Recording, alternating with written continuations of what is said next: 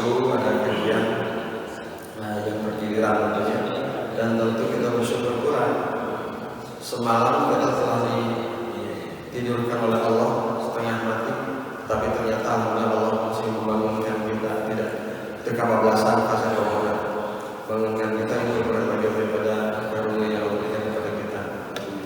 Karena tidak sedikit orang-orang yang tertidur kemudian dengan bentar-bentar kemarin saja Pak Saiful cerita dari ibunya itu dari apa tidur siang menjelang zuhur kita dibangunkan jam 10, kami bekerja dibangunkan jam 10 sempat tidur, kemudian dibangunkan jam 11 lebih 10 menit terbangun, dia masih bisa mandi kemudian pakai pakaian Jumatan, dan ternyata subhanallah, dan itu Allah mentakdirkan dalam keadaan on mau sholat Jumatan di hari Jumat, dan itu sudah siap-siap, subhanallah, luar biasa.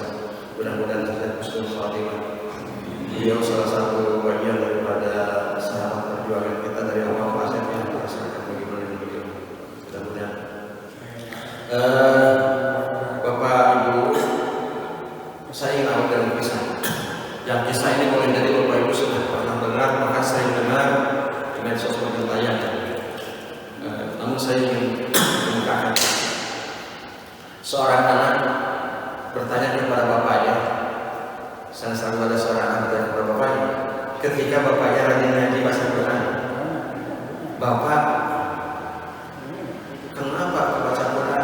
Padahal si bapaknya baca Quran hanya adalah setiap Rifai, setiap pagi, dan tidak, jadi bukan penambahan hafalan, bukan memperkuat hafalan, tapi hanya membaca saja. Benar-benar bertanya, percuma saja membaca.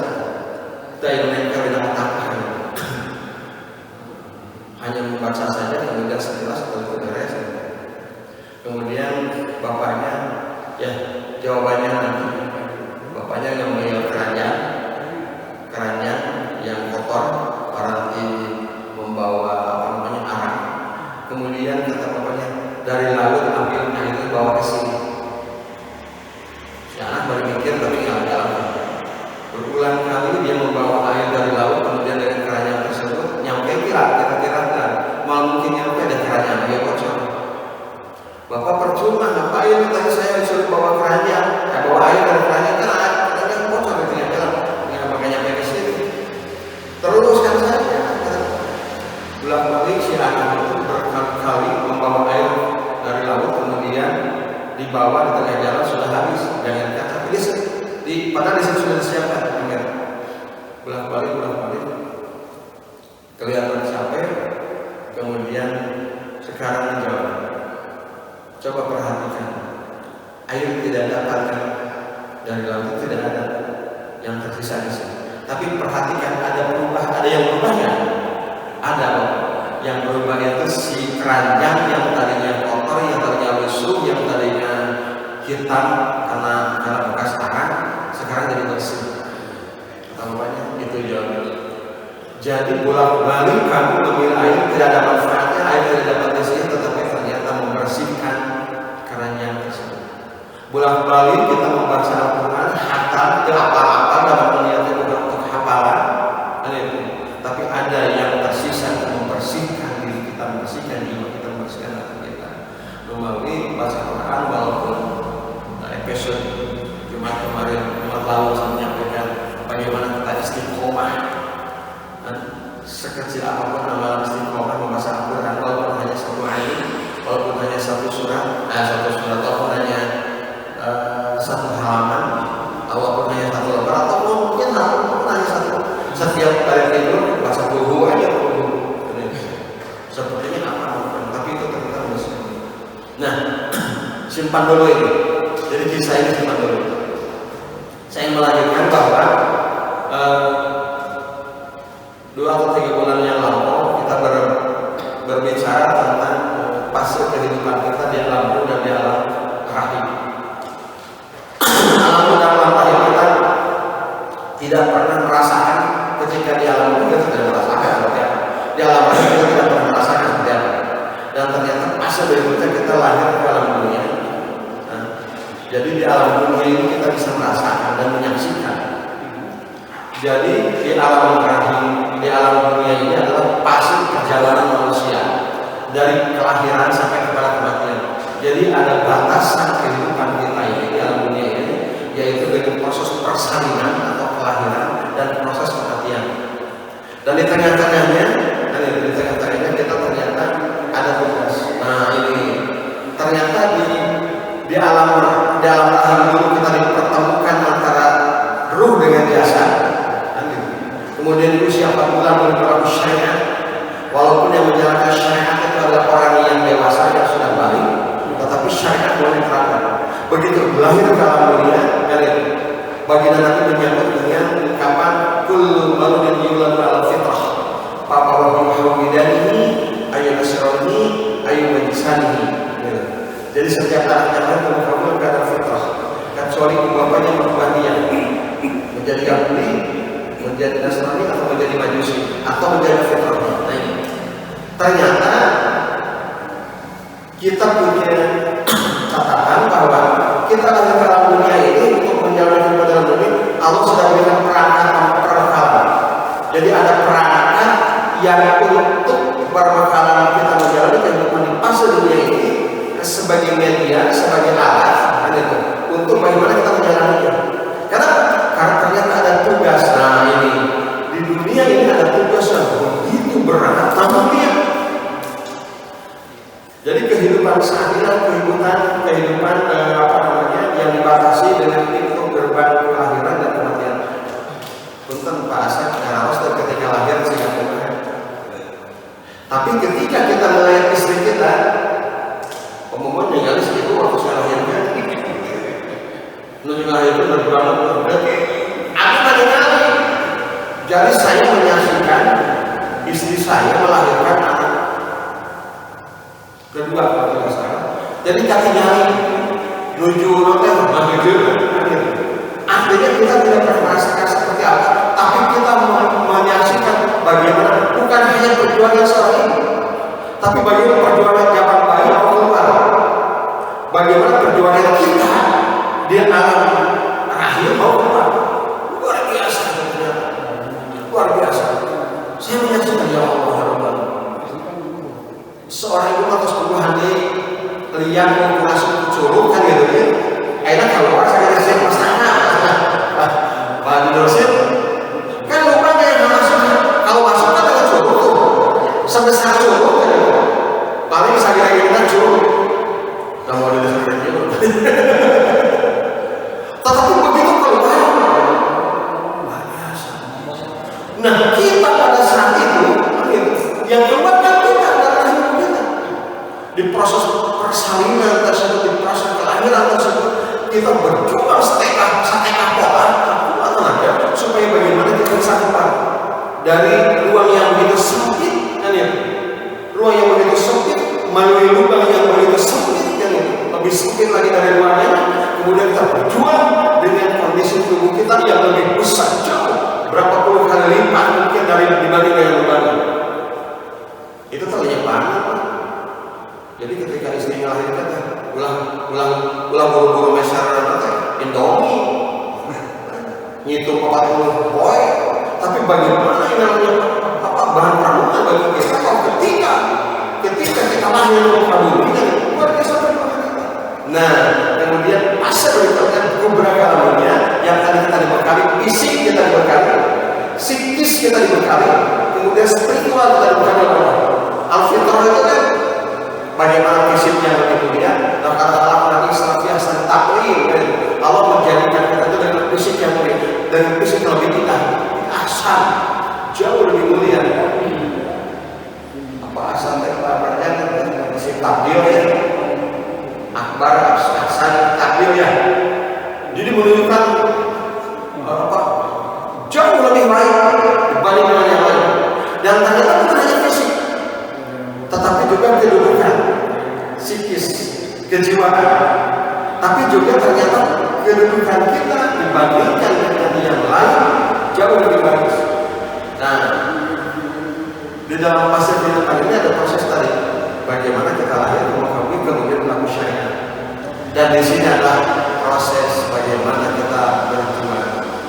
Kehidupan dalam dunia kehidupan yang panjang sepertinya, tapi kita singkat, hanya sekejap saja. Hanya sekejap saja.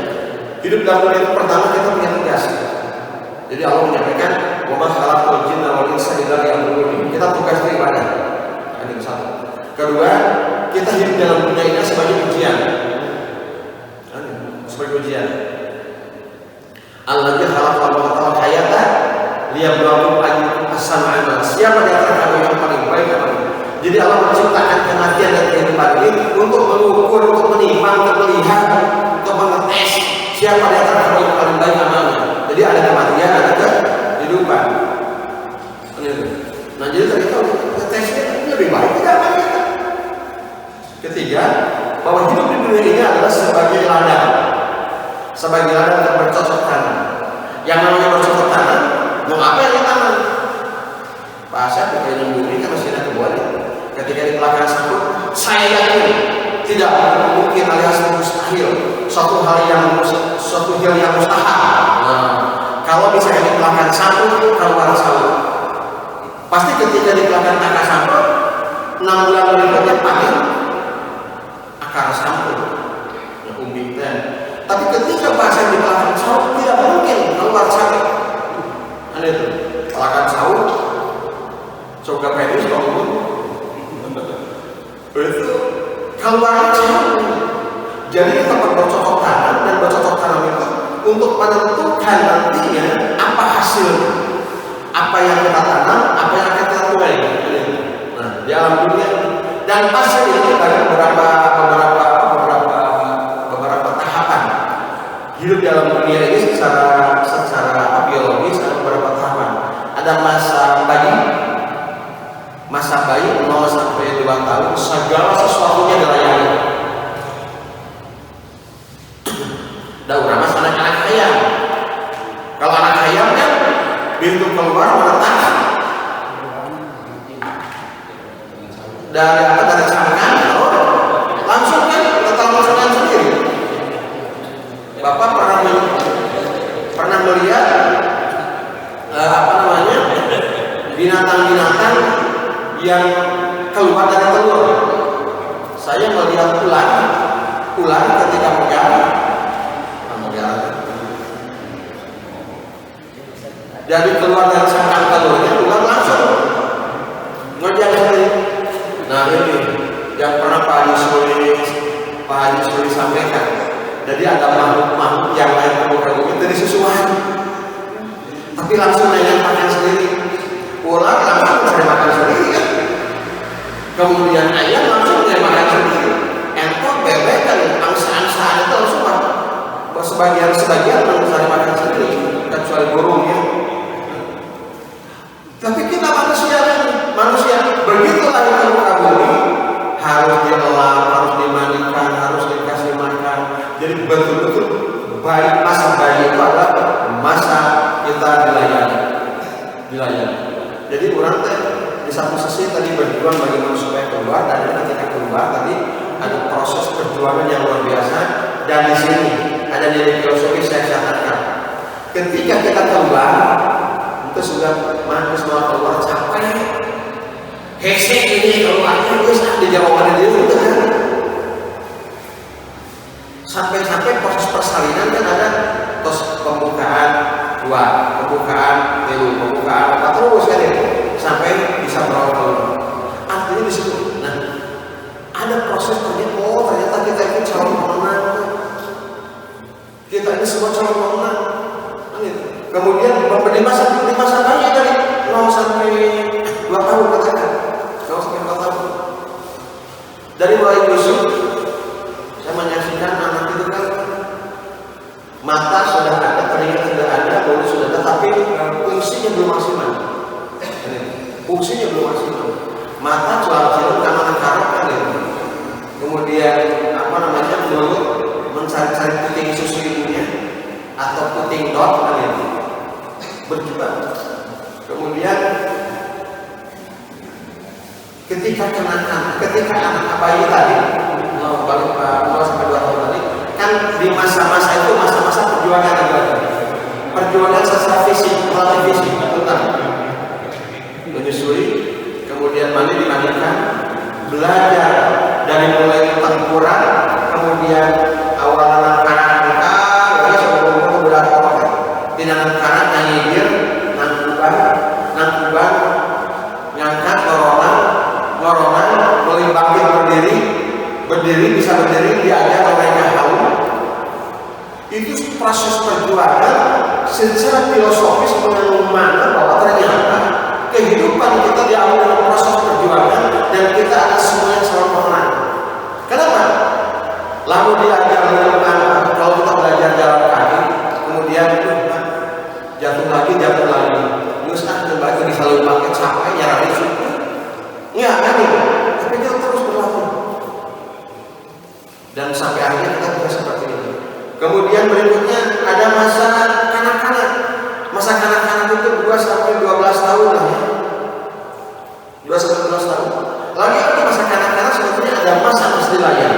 Tapi ada masa kita sudah bisa mandiri. Biasanya 7 tahunan sudah kita bisa mandiri. Ada hal-hal yang kita bisa mandiri. 5 tahunan ada hal yang sudah bisa mandiri. Ya, cebok sendiri, pipis cebok sendiri, ya, kemudian pakai baju sendiri, kemudian membereskan tempat tidur sendiri, bangun tidur terus mandi, membereskan merapikan tempat tidurku kan, itu kan sebagai bagian daripada proses perjuangan. Kemudian di situ ada pembiasaan. Ternyata diawali dengan pembiasaan. Ini Bapak Ibu, tadi saya katakan di awal bahwa di kehidupan di dunia ini sudah berlaku syariat, dan syariat itu ternyata harus dilatihkan oleh kita. Punten, yang masih punya balita,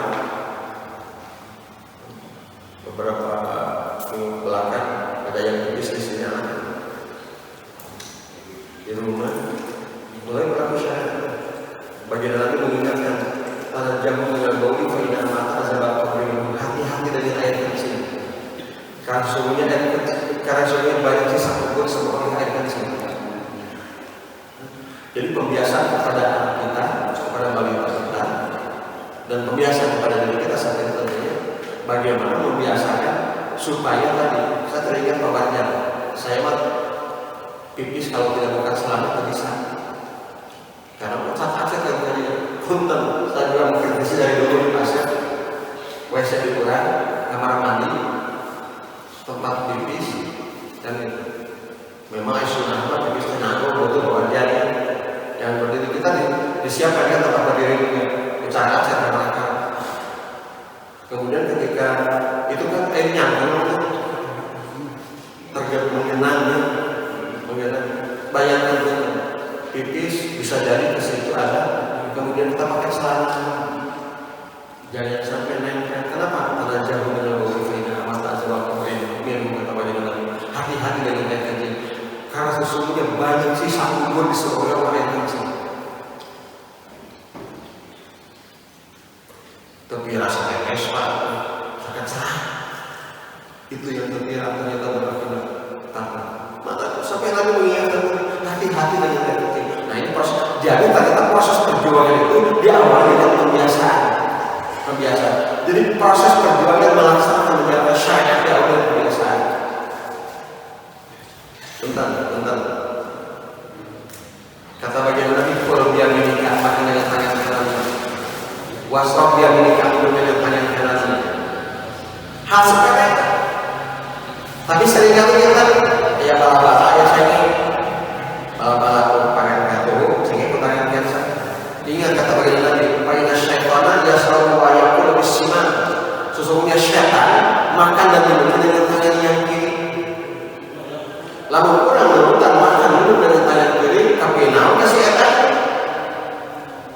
Bagian Nabi ingatkan, fa'inna syaitana yakulu wa yashrabu bisiman. Sesungguhnya syaitan makan dan minum dengan tangan kiri, dan kita menyatakan bahwa syaitan itu innaka atau mungkin musuhnya nyata bagi kita.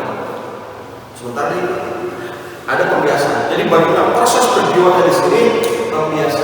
Dan pembiasaan tentu ada warisan dari yang sudah biasa. Karena berlakunya syariat itu adalah diawali dengan bagaimana kita tadi bagi dari ayat apa ibu bapaknya berlaku syariat.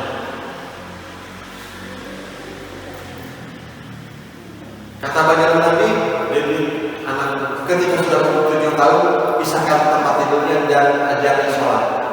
Ketika 10 tahun tidak mau sholat, pukul dia. Pukul tentu pukulan bukan menyakitkan, tapi pukulan sebagai peringatan, sebagai pendidikan. Ada untuk sholat saja, ada kebiasaan. Bagaimana sebelum 7 tahun?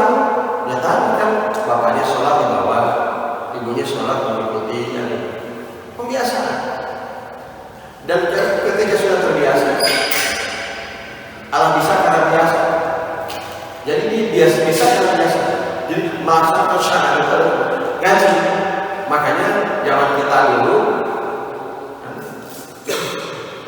mungkin Pak Dani masih alif jabar A, alif BRI, alif PSU, A, IU,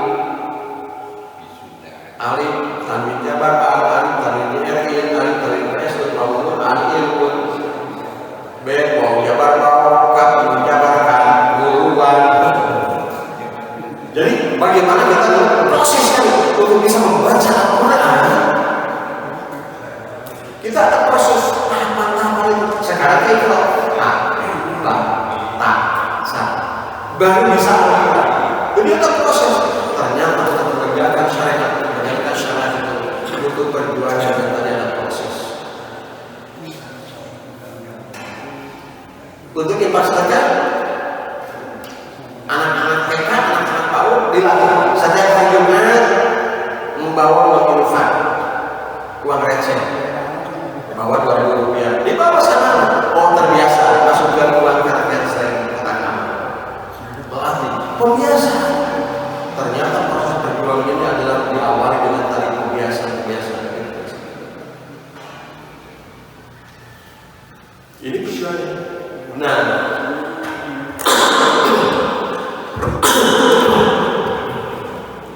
kemudian usia remaja 12 sampai 18 tahun. Kalau tidak salah, batasan balik itu bagi laki-laki 12 tahun, bagi perempuan 10 tahun. Tapi ada kalau bagi perempuan sudah keluar menstruasi itu ada yang sudah tahu, tapi ada sudah sakit memang.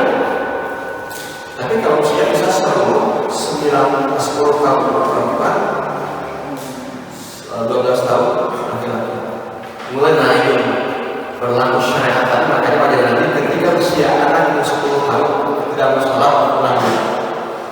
Jadi ternyata mulai ada sanksi 10 tahun tidak mau sholat, menunjukkan bahwa proses pembelajaran, proses pendidikan, proses menjalankan syariat tadi adalah bagaimana secara bertahap dibiasakan. Kemudian ketika tidak ada sanksi, tidak menjalankan ada sanksi.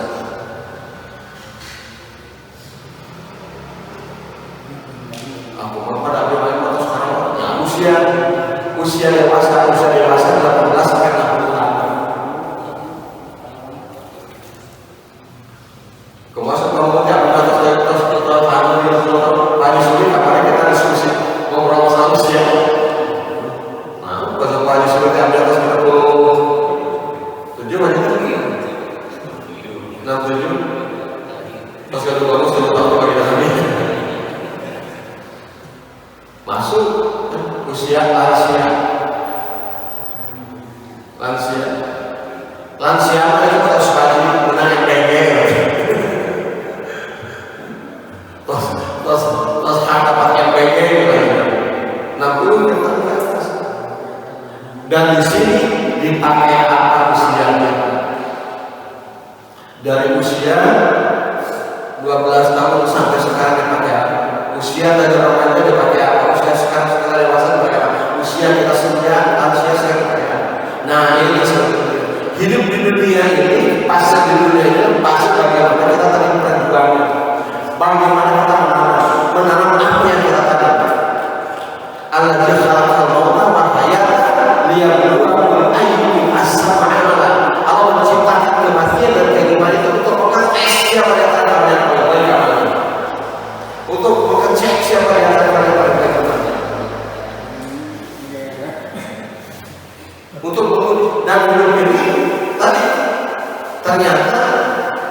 kehidupan di dunia ini saya katakan tadi adalah kita bagaimana proses perjuangan yang begitu berat sekali perjuangan.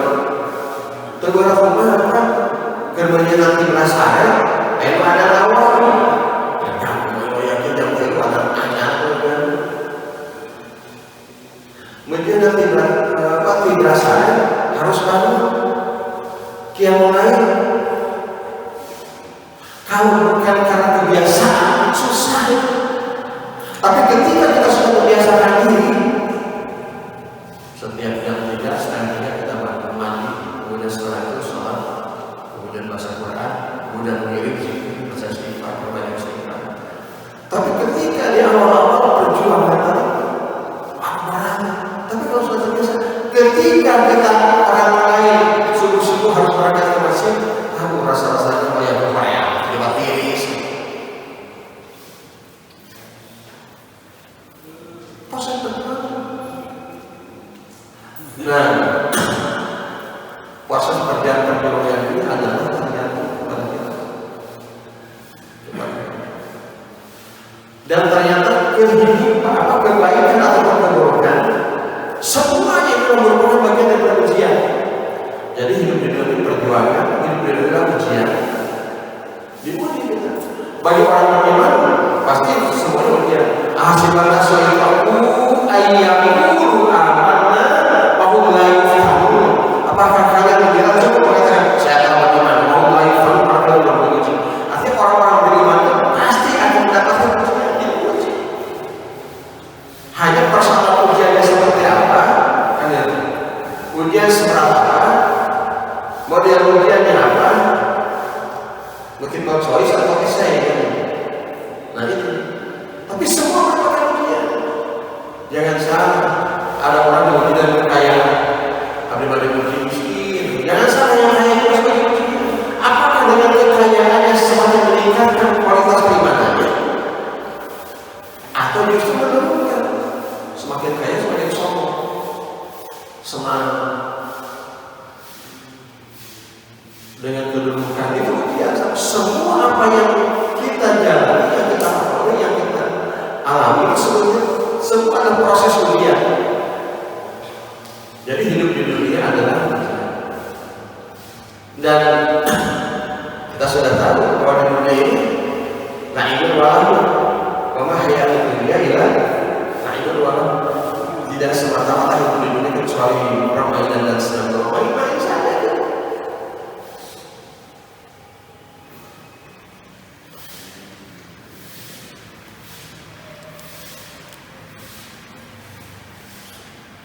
Satu lagi mungkin saya ingin sampaikan kembali Jumat yang lalu saya sampaikan. Jadi bagaimana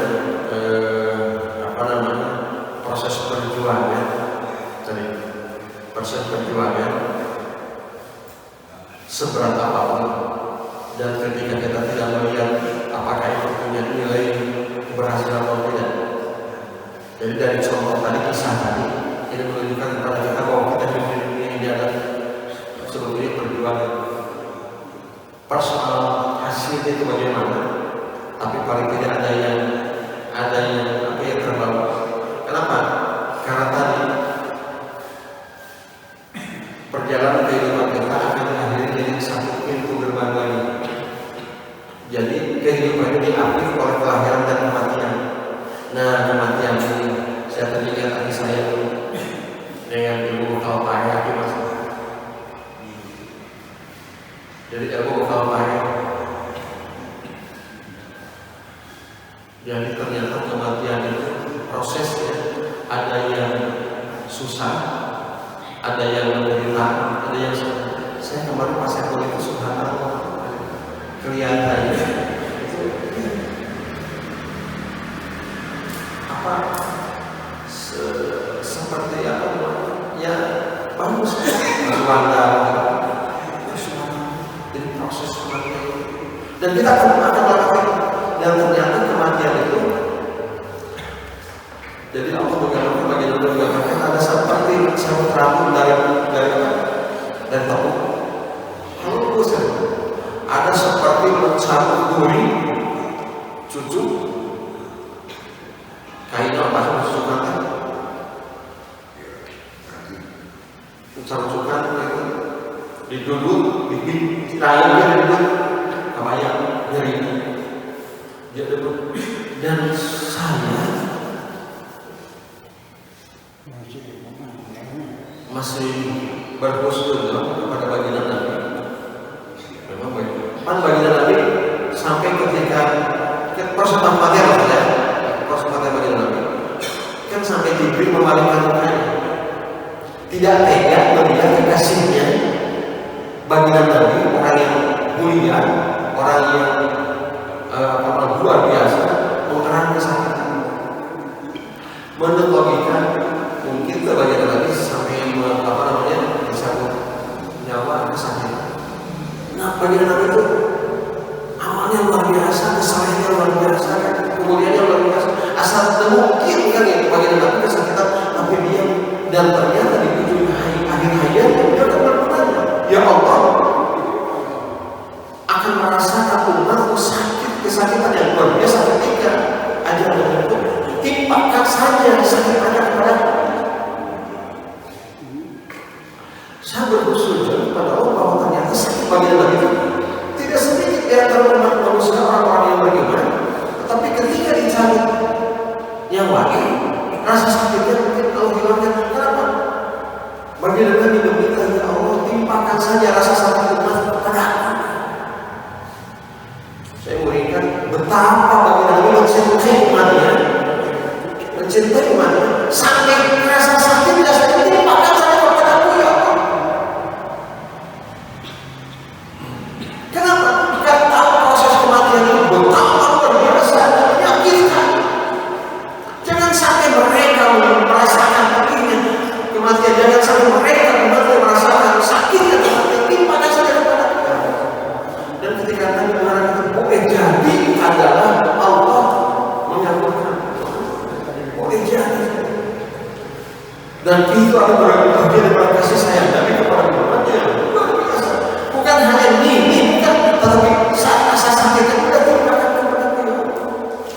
Dan kita semua bakal melalui proses, kita bakal melalui pintu. Nah, perjuangan saat ini bakal dimulai bukan hanya di akhir hayat, ada banyak tahapan yang akan menikmati masa perjuangan kita saat ini. Yaitu tadi ketika ajaran tiba. Ketika ajaran tiba bagaimana amalan kita? Ketika dalam kerja, dalam kubur kan kita yakin ada nikmat kubur, ada sisa kubur, ada buah dari masyarakat. Dan ketiga dia akhir itu adalah alam pembalasan sejatinya. Apakah mendapatkan nikmat dimasukkan surga di Allah dan dia neraka, atau mendapatkan nikmat masuk neraka, masuk surga tapi ada proses dulu, atau masuk neraka berusaha. Nah saat ini, saya mengajak kepada kita semua saat ini yang proses perjuangannya tidak bosan-bosan bagaimana kita istiqomah dalam konsisten dalam kebaikan. Karena perkara saat ini kita masa menang.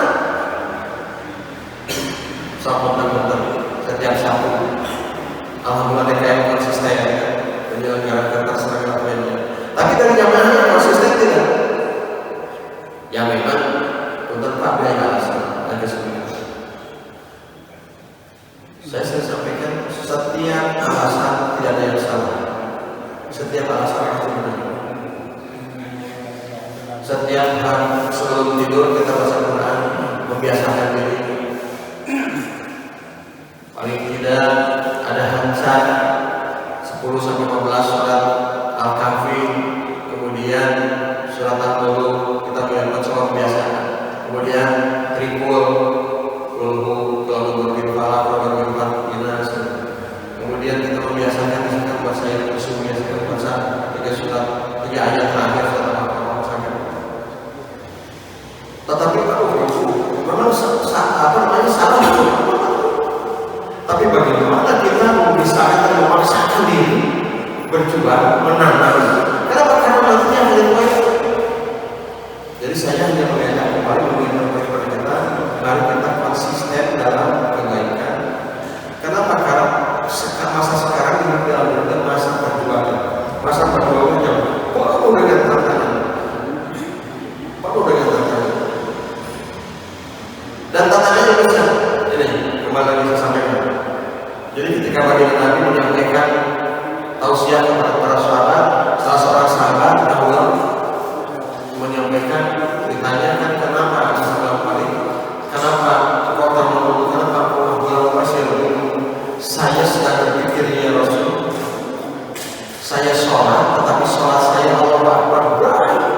yang lupa menjadi ingat, yang jauh berdekat, yang urusan dunia semua datang merapat, malah bersyukur kepada Allah tidak ada, sehingga seorang percuma saya sholat.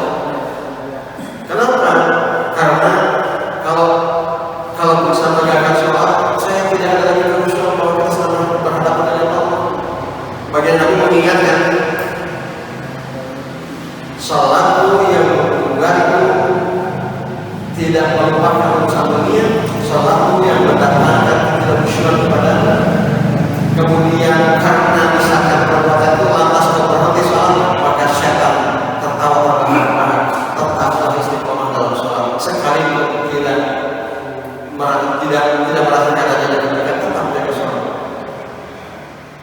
Artinya bahwa bagaimana kita istiqomah konsisten dalam kebaikan, ya termasuk seperti itu. Karena sekarang fase itu fase perjuangan, fase yang luar biasa, fase menyiapkan bekal, dan bekal itu akan dinikmati di masa kematian, di masa alam barzah, dan di masa alam akhirat. Ternyata dan luar biasanya saya sering kali menyampaikan bahwa hidup dunia ini sekejap bila dibandingkan bila dibandingkan dengan alam kubur saja. Bapak Ibu, usia bagian Nabi cuma 63 tahun kan dalam dunia. Usia bagian Nabi cuma 63 tahun. Tapi bagian Nabi dalam bagian sampai sekarang ada berapa tahun?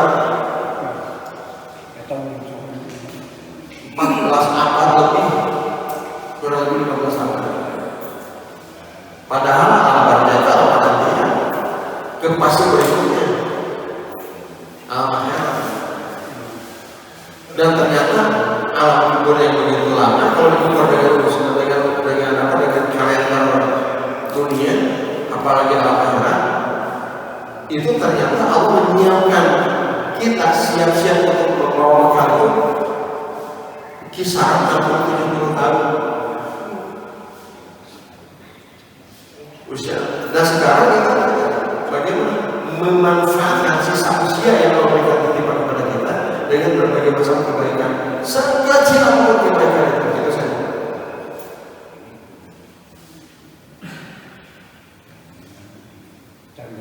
Fase berat kita saat ini fase yang cukup penuh dengan tantangan, cukup penuh dengan dengan godaan, hidup keraih. Makanya Allah sampai menggambarkan ayat laibul balahu ramainya dan sebagainya luar biasa. Itu barangkali Bapak Ibu tinggal 3 menit lagi, barangkali Pak Banjar ingin menambahkan atau ingin mengurangi. Jangan pertanyaan itu bisa tidak saya kawal. Ada yang menambahkan barangkali Pak Haji atau mengurangi.